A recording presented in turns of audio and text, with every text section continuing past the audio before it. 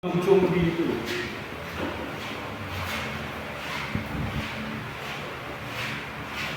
Hello everyone, I am Miguel George Miranda from BSD NM1. I would like to share with you the national artist of the Philippines and the Gamaba Awardees.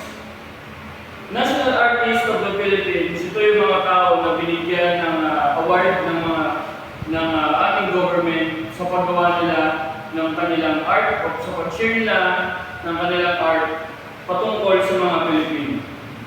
Ang unang national artist ng Pilipinas ay si Fernando Marsolo. Si Fernando Marsolo ay isa siyang painter at kilala siya sa kanyang depicting rural Philippine landscape and Filipino culture. So si Fernando Marsolo ay kilala siya sa pagpipaint tungkol sa mga Pilipino, sa mga ginagawa ng mga Pinoy. Katulad dyan, isa dyan ay planting rice. Yung planting rice ay, ang painting na ito ay nakalagay dito yung mga magsasaka at kanilang ginagawa sa pang-araw-araw. At yung pangalawa naman ay yung farmer's daughter. Dito nakilala si Fernando Marsolo sa planting rice and farmer's daughter. Ito yung dalawang kanyang artwork na nakilala sa Pilipinas. Ito yung larawan o painting ni Fernando Marsolo. So yung nasa kaliwa, ito yung planting rice. So makikita natin dyan yung mga Pinoy o Pilipino na nagsasaka o nag-aani at nagtatanim para sila yung iaanihin. So ito yung agis ng kultura ng mga Pinoy at dito nakilala si Fernando Marsolo sa paggagawa nga ng mga rural Philippine artwork. At yung pangalawa naman yung farmer's daughter. At ito naman yung anak ng mga magsasaka na babae. So ginagawa nito, makikita natin dito yung pananamit ng isang babae na napaka-luma talaga. Kumbaga ito talaga yung kultura ng Pinoy. Mga ganitong damit.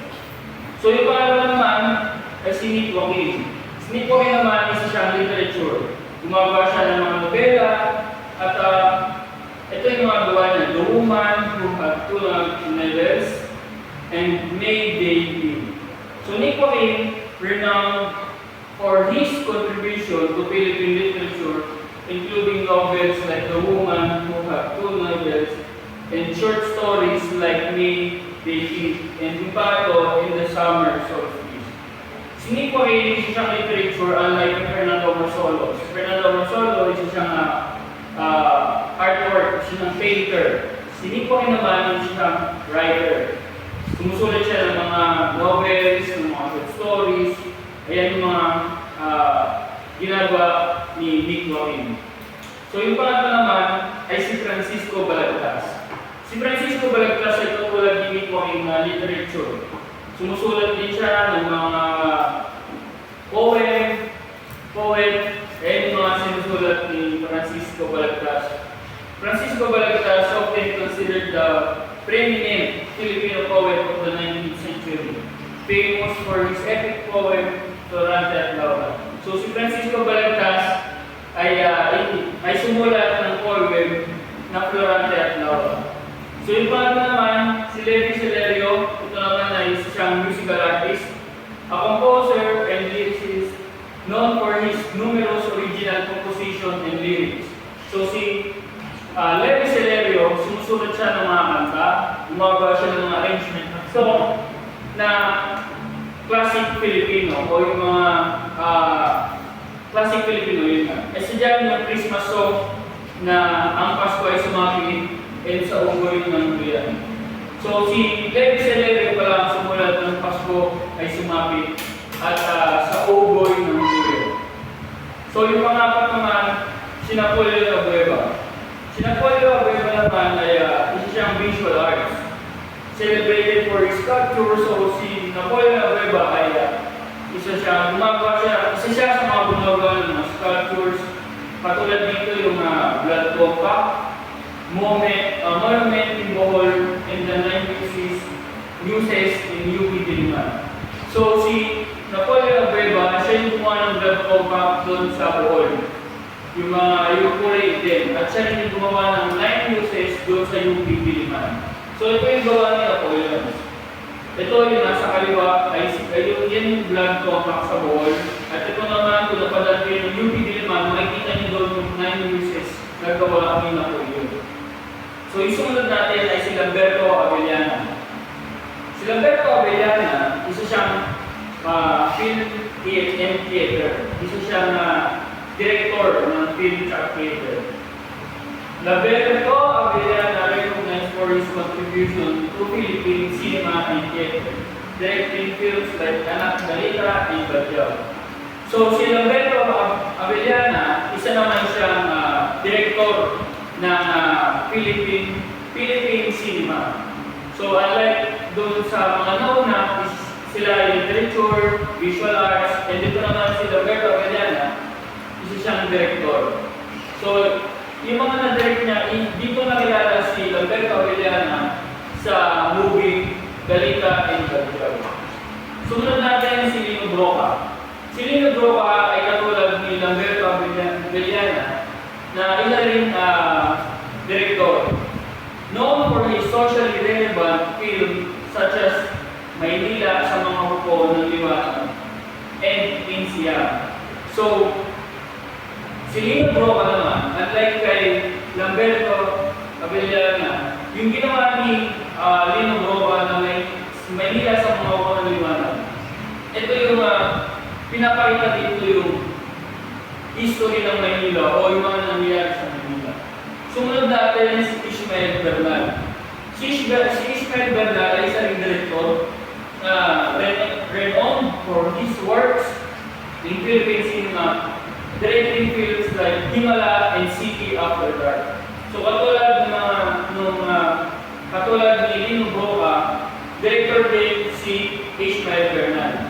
Nakilala siya doon sa Himala na dinirect niya yung City After Dark. So makikita niyo dito yung Himala and yung City After Dark ay medyo modernized na siya unlike doon sa mga naunang mga director.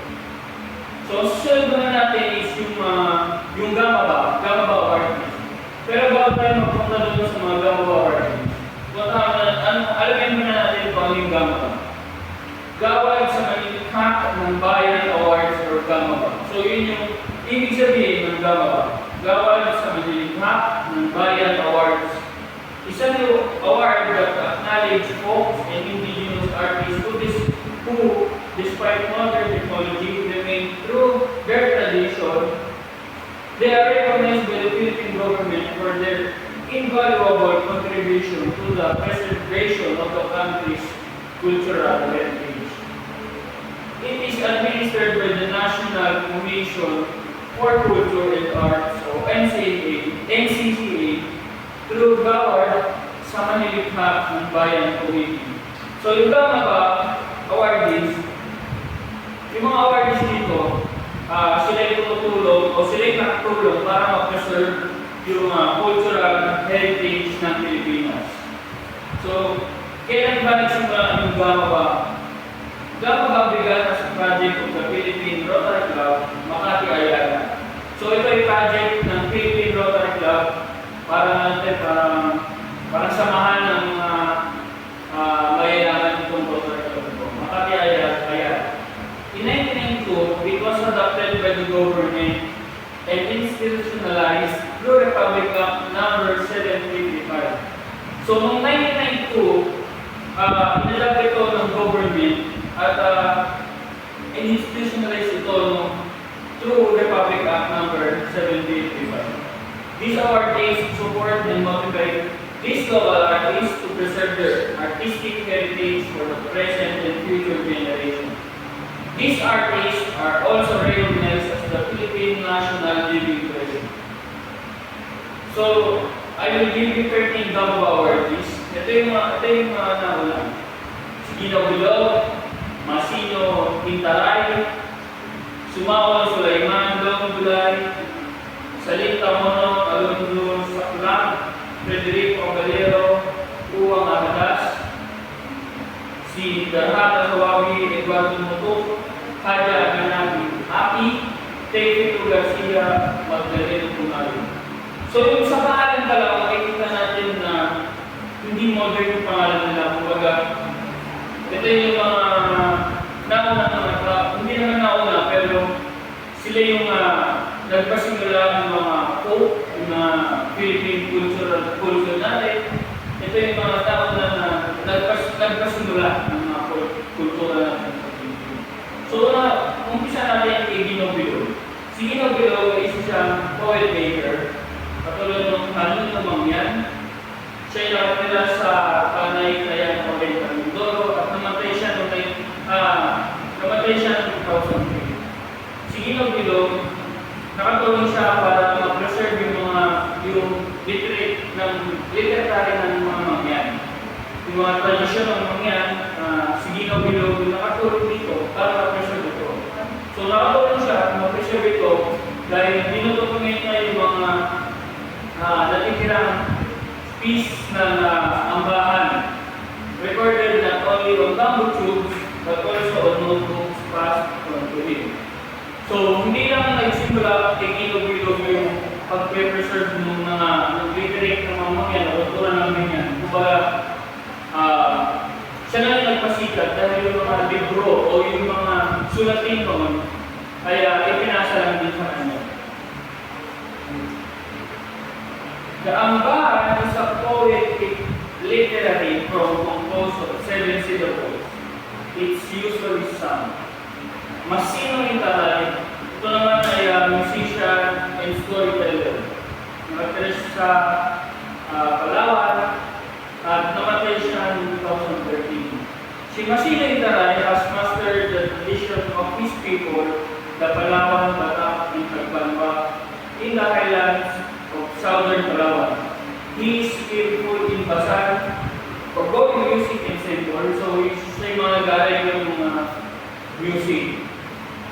Kulilal, lyrical poem, expressive, passionate, love song with the accompaniment of the Tubiati, and but with instrumental music depicting nature.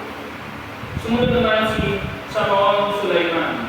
Isa siyang musician, taga Mindanao, at tumatay din siya noong 2011. Si Samaon Sulaiman, master niya yung paggamit ng kulitan, yung hawak niya.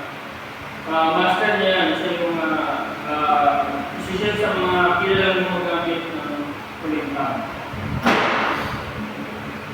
Extensive repertoire of Dinalalay, Napo, Luna, and Pinalay has demonstrated not only his own skill but their culture.